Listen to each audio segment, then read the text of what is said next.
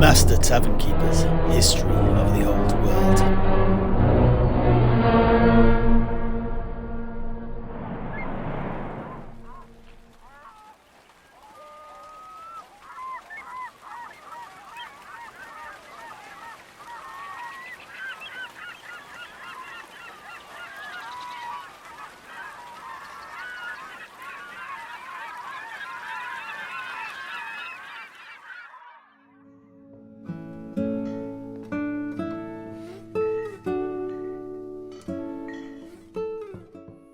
And so, let us return to Engla Brack to hear what she had to say about how someone becomes a priest of Manann.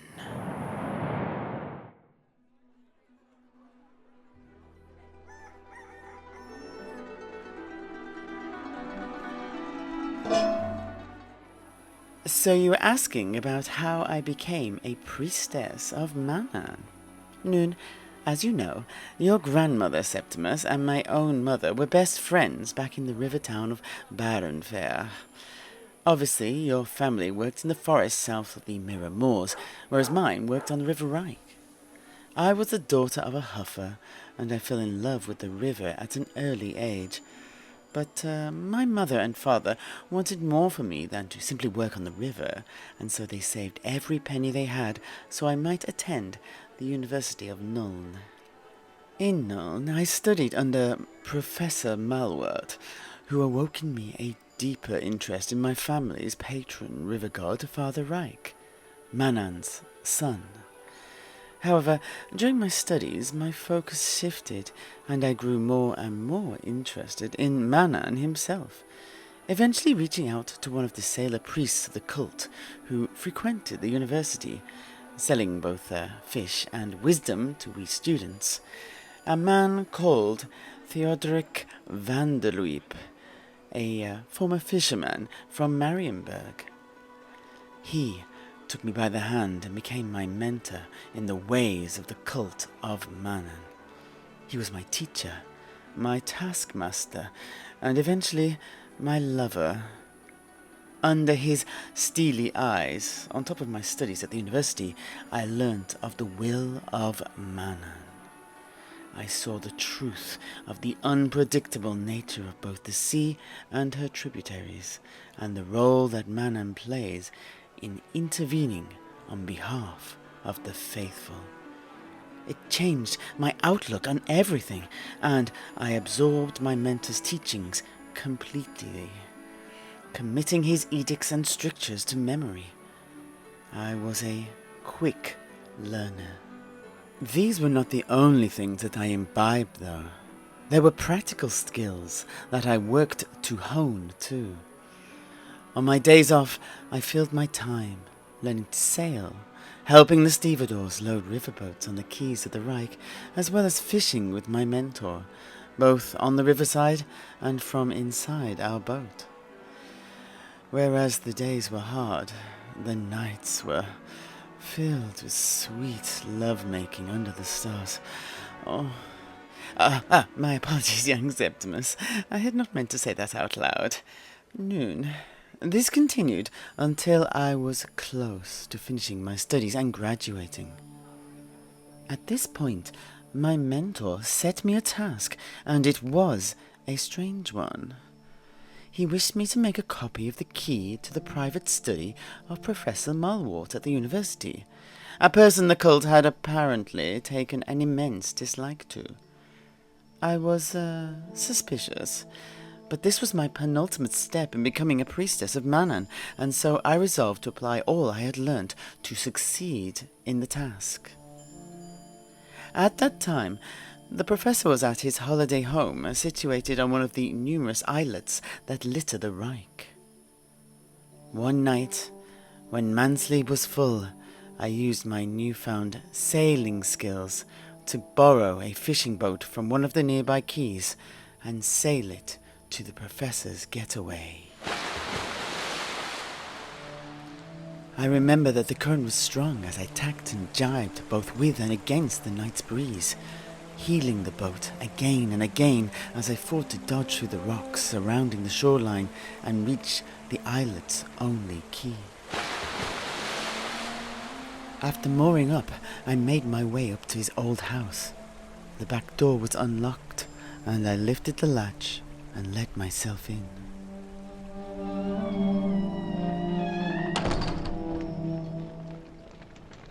The house was silent apart from the roar of a hearth fire that came from the sitting room. I walked straight towards it, filled with purpose and drive. I opened the door to the sitting room to find the professor sat upon a comfortable armchair. I did not speak. He gasped in surprise to see me, but I quickly crossed the room to silence him. No, I did not hurt him.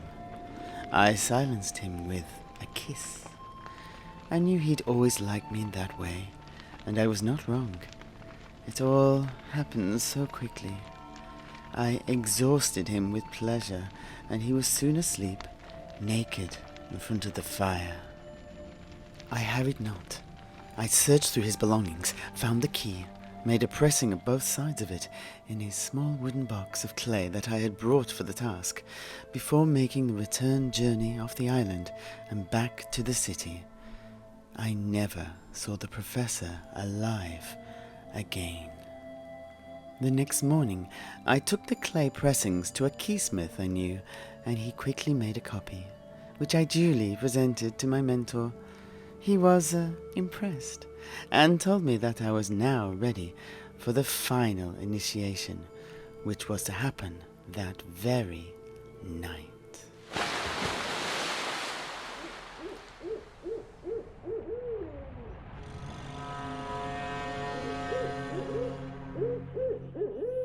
As the sun set, my mentor took me to an isolated boathouse.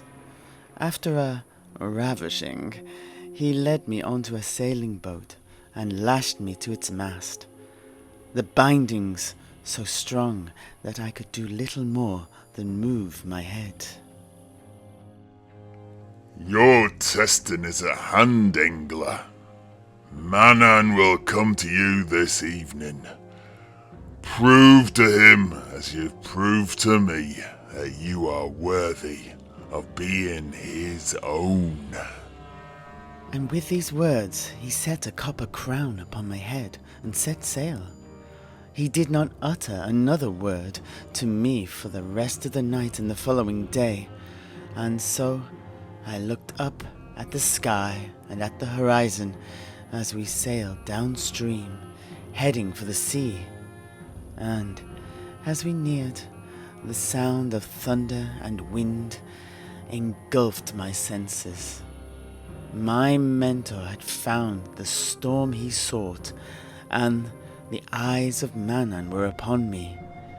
I was about to undergo the rite of going before the mast.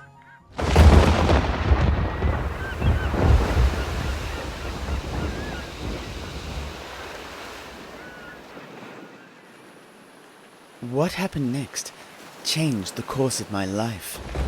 I endured the wrath of the storm without being able to lift a finger to protect myself. My mentor steered us towards the worst of it. Waves crashed against the boat, almost drowning me on numerous occasions. Lightning flashed across the sky, and I feared the copper crown affixed to my head would draw it down onto me. But I was spared. The night was long and without end until it ended in blackness, as my consciousness fled the ordeal which it was being forced to endure.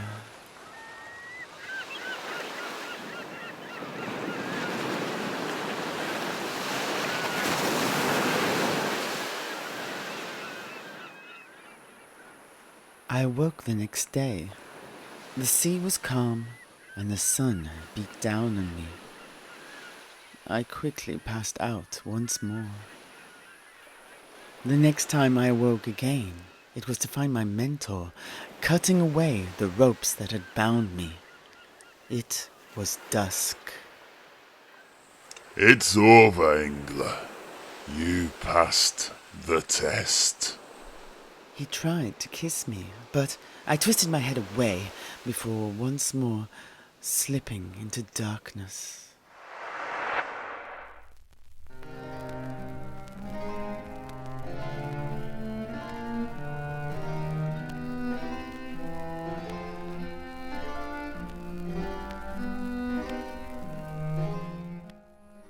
2 days later, I awoke on my mentor's bed. Comprehension gripped me, as did certainty. I finally knew the nature of our Lord Manann. I understood his wrath, his capriciousness, and his cruelty, but also his mercy, his might, and most of all, his majesty. In the years since, I have seen many acolytes undergo the rite of going before the mast. Sometimes its form changes. Some are strapped to poles at the end of seaward piers, whilst others have been strapped to the figureheads of boats. Many do not survive. Many are so appalled by the brutality of the rite that they abandon Manann altogether, but some, the strongest, join the priesthood to further the worship of our Lord. Oh my goodness, Master Tavern Keeper! The more I hear, the more I am beginning to think that perhaps Manann is not the god for me. Ach, I knew it. But do not be too hasty there, Heinrich, for there are yet more twists and turns to this tale.